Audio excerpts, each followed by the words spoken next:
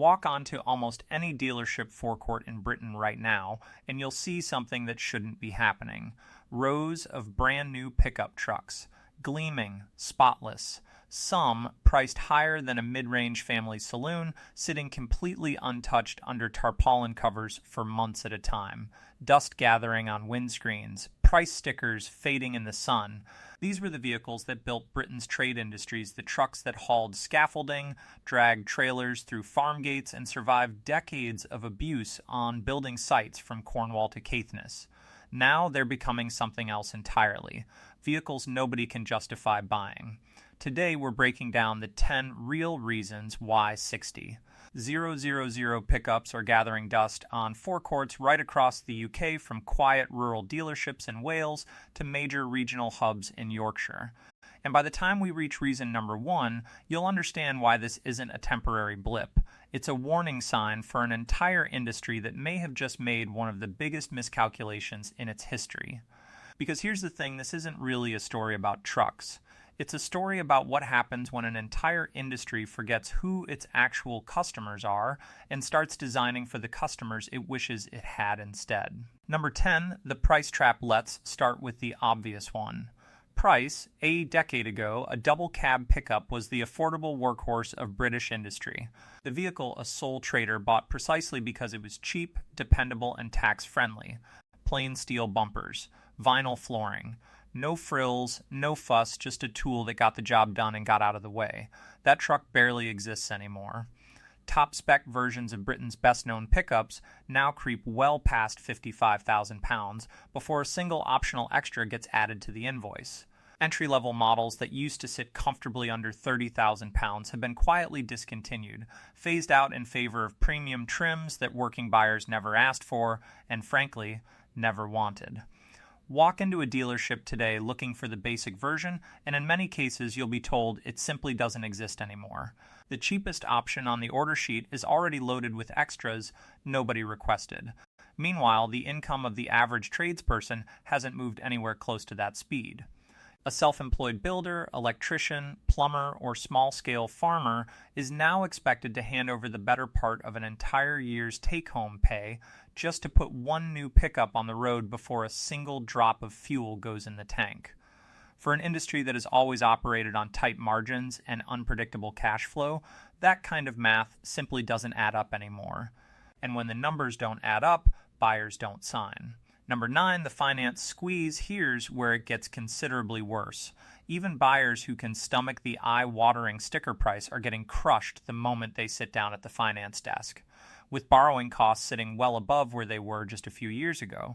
Monthly finance agreements on a £60,000 truck have turned brutal, bigger deposits required up front, longer repayment terms stretched out to 5 years or more, higher monthly installments that don't just dent a household budget, they actively strangle a small business's cash flow month after month, year after year. Take a self-employed ground worker in the West Midlands. We'll call him Dean because his story is one being repeated in towns across the entire country. Dean's current pickup is 11 years old. The paintwork is scratched to the metal in places, the interior smells faintly of diesel and damp boots, but the engine still turns over every morning without fail. Dean sat down and actually ran the numbers on replacing it with a new model. What he found terrified him enough to keep driving the old one for at least another year. Why take on a 5-year finance agreement that drains hundreds of pounds from your business account every single month, when a paid-off truck, however battered, however unglamorous, costs you nothing but fuel, insurance, and the occasional repair bill? For thousands of small operators just like Dean, scattered across every region of the UK, that decision has stopped being a preference. It has become a matter of pure financial survival. Number 8, the depreciation cliff. Even if a buyer somehow manages to absorb the deposit and stomach the monthly payments, there's a second, far quieter financial trap waiting on the other side: depreciation. A £60,000 pickup can lose well over a third of its total value within the first 3 years of ownership alone. That isn't a minor dent in a balance sheet that's tens of thousands of pounds simply evaporating from what was supposed to be a business asset. And the problem compounds itself.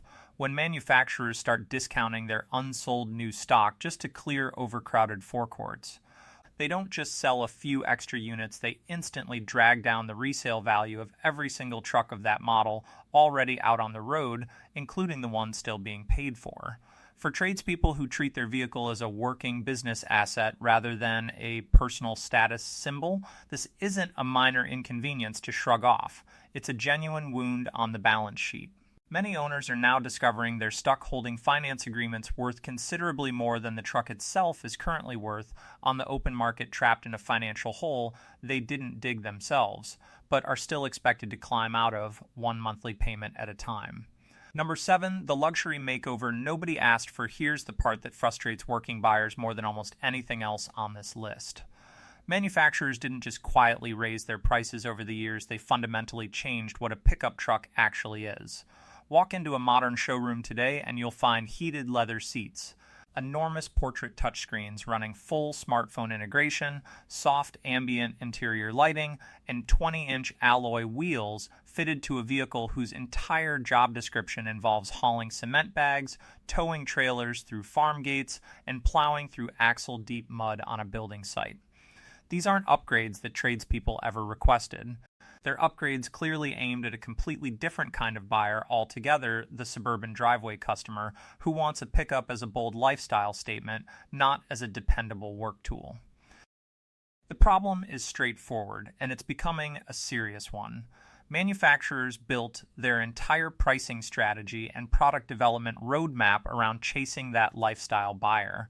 In doing so, almost as a side effect, they priced out the very tradespeople, farmers, and small business owners who made these trucks iconic and commercially successful in the first place. It's a classic case of chasing a flashier, more profitable customer while quietly alienating the loyal customer base that built the brand's reputation over decades. Number 6, the van comparison that changes everything. This is the comparison the pickup industry really doesn't want British buyers making out loud: the humble panel van. A modern commercial van offers fully enclosed lockable load space, a massive practical advantage at a time when tool theft from open pickup beds has become a genuine, widespread epidemic across the UK, with thousands of pounds of equipment disappearing from work vehicles parked outside homes overnight. Vans are typically cheaper to insure, cheaper to fuel, considerably easier to navigate and park on tight city streets, and following recent tax changes that reclassified double cab pickups closer to passenger cars for company tax purposes, the financial gap between the two vehicle types has widened even further than before. Small contracting firms across the country, from electrical contractors in the Midlands to plumbing firms in the Southeast, are quietly canceling pickup orders they'd placed months earlier and switching to vans instead. Not because these business owners have suddenly fallen out of love with trucks, but because when the spreadsheet is laid out in front of them, the decision practically makes itself. Security, running costs, and tax efficiency are winning out over driveway presence every single time the numbers are actually compared side by side.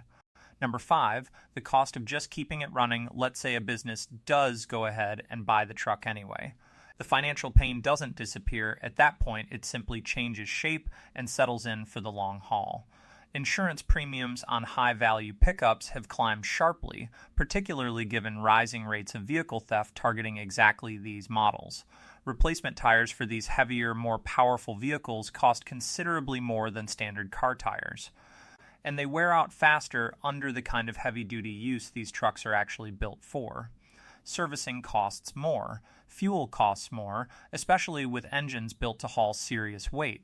For a farming business already squeezed hard by rising feed, fertilizer, and energy prices, vehicle running costs are now quietly eating up a noticeably bigger slice of the total operating budget than they were just a couple of years ago. A regional agricultural advisor will call her Margaret because her conversations echo across farming communities nationwide, put it about as plainly as it can be put.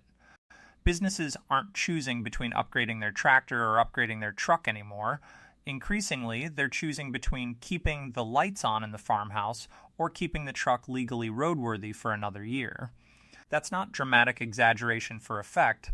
That's the actual unglamorous conversation happening around kitchen tables and farm office desks right across rural Britain this very season. Number 4, nobody knows what the rules will be tomorrow. Here's a quieter reason on this list, but in many ways one of the most powerful. Nobody trusts the rule book anymore. Clean air zones keep expanding into new towns and cities. Diesel access restrictions keep shifting from region to region, often with frustratingly little advance warning for business owners trying to plan years ahead.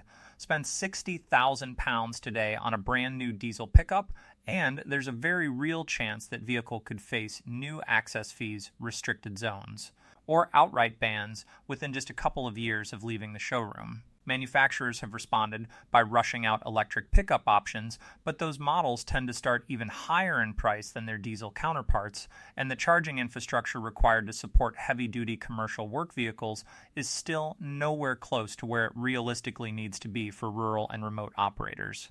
For a small operator working across regional boundaries, moving between a rural farm, a market town, and an occasional job in a nearby city center, that level of uncertainty alone is often enough to delay a purchase indefinitely. Why would anyone commit £60,000 to a vehicle when they genuinely cannot predict what it might cost them simply to legally drive it next year? Or the year after that? Number 3, everyone is waiting at the same time. Now take every single reason listed above and multiply it by every small business across the entire country. What you get isn't just individual hesitation anymore. You get something far bigger, a genuine nationwide collective freeze. Inflation hammered household and business budgets hard over recent years. Even as the headline figures eventually cooled off, borrowing costs stubbornly remained high, and the old, comfortable habit of upgrading a work vehicle every 3 or 4 years simply broke down across the board.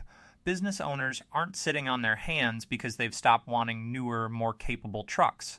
They're holding back because every single spare pound is now being protected, kept in reserve just in case the next month brings an unexpected expense or a slow patch in work.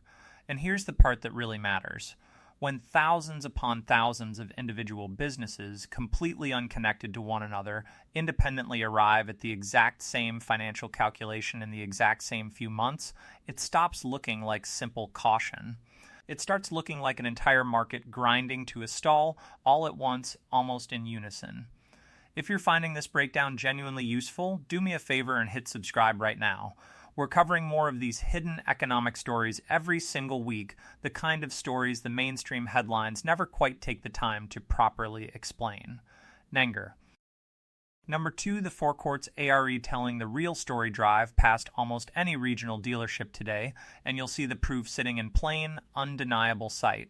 Long rows of unsold premium pickups, sometimes parked in the exact same spot for months on end, with dealers now offering discounts running into the thousands of pounds just to move a single unit off the lot. But here's the twist that most people miss. Those aggressive discounts aren't actually reigniting buyer demand. They're quietly exposing how unrealistic the original list prices were in the first place. Every markdown is, in its own way, a silent admission from the industry. Dealers are increasingly leaning on their servicing departments and used vehicle trade-ins just to stay financially afloat, because new pickup sales alone can no longer reliably carry the weight of their entire business model. A brand new truck that sits unsold on a forecourt for 3 full months doesn't behave like a valuable asset anymore. It starts behaving like a liability one the dealer is growing increasingly desperate to offload before it costs them even more in storage, financing, and depreciation. Number 1, the mistake nobody in the industry will admit, and that brings us finally to the real reason underneath all 9 others on this list. Manufacturers made a calculated bet. They gambled that working buyers, builders, electricians, farmers, small contractors would simply absorb a luxury price tag attached to what used to be a basic, no-frills tool of the trade. They bet that heated leather seats and giant portrait touchscreens were worth more to a tradesperson than an affordable, manageable monthly payment. They bet wrong. Spectacularly, visibly wrong. The actual job of a pickup truck hasn't changed in 50 years. It hauls tools, it survives mud, gravel, and weather, it gets dented, scratched, and abused, and it keeps on working regardless. But the price tag attached to performing that exact same job has changed dramatically over the past decade, while the wages of the people who actually need that truck for their livelihood haven't kept pace at all. Until manufacturers fully acknowledge that growing gap and meaningfully correct course, these forecourts across the UK will keep filling up with trucks that look thoroughly impressive in the showroom lighting and sell to absolutely nobody who actually needs one for work.